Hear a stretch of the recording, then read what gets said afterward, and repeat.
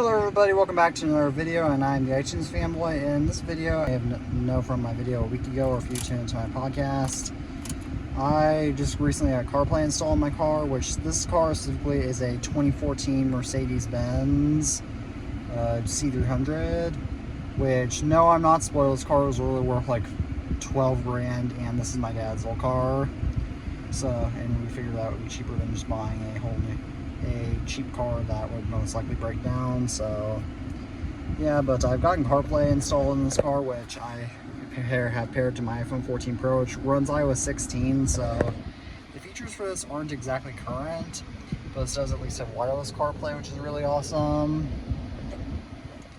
And so I just wanted to give a little explanation of why I like CarPlay and alongside other stuff like that. So I don't really listen to music because I don't pay for my own music or have Spotify or anything, so this is literally just what it is.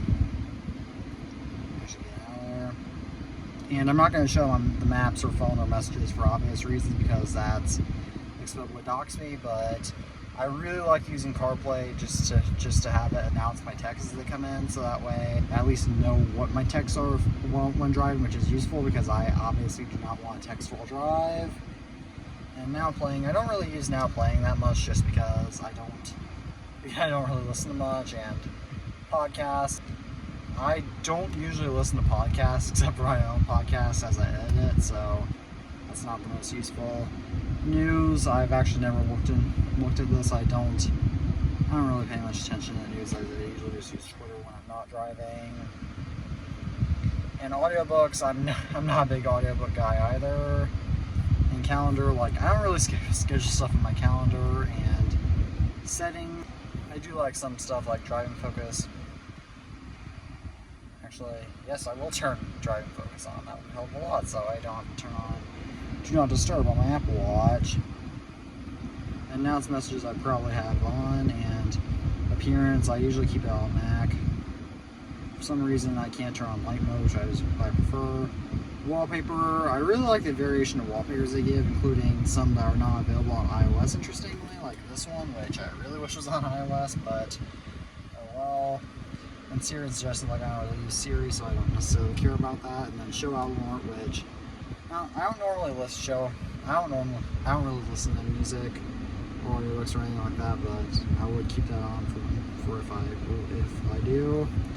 I'm just exploring some other stuff about the system, which I haven't really explored. So there's radio. This is a Sony receiver, and there's stuff like radio, Sirius XM, which I don't pay for Sirius XM, so nor do my parents have a subscription, so I haven't tested that.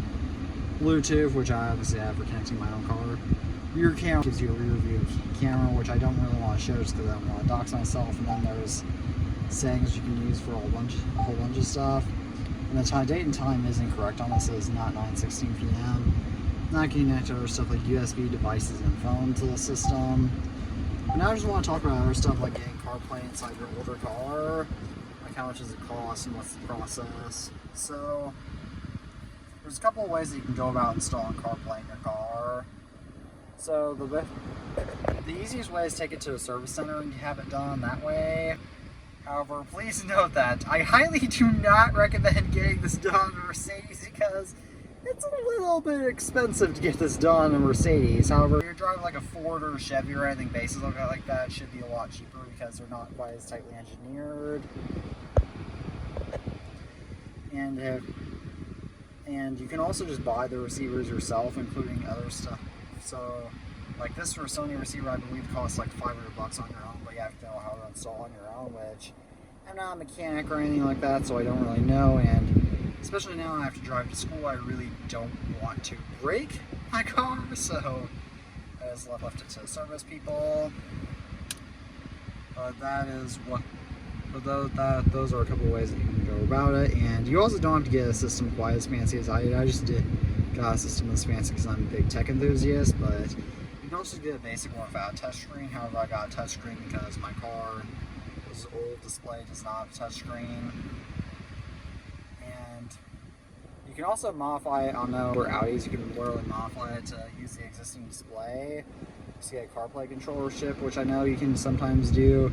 I haven't really explored that because again, I just need a new infotainment system for my car, since that one's not only not a touchscreen but also just, it was non-intuitive and it was very early with Bluetooth, which I did not like. So that is why I retrofitted my car. And some other things I like about CarPlay is that automatically gives you the updated maps by Apple Maps, which I really like, because the car is inbuilt navigation. Like, this car is from 2014. It was well, technically 2013. It's 2014 model year, but I don't know about you, but a lot of businesses have changed since 2013, and there's probably been at least one new major road or something had in your area since then.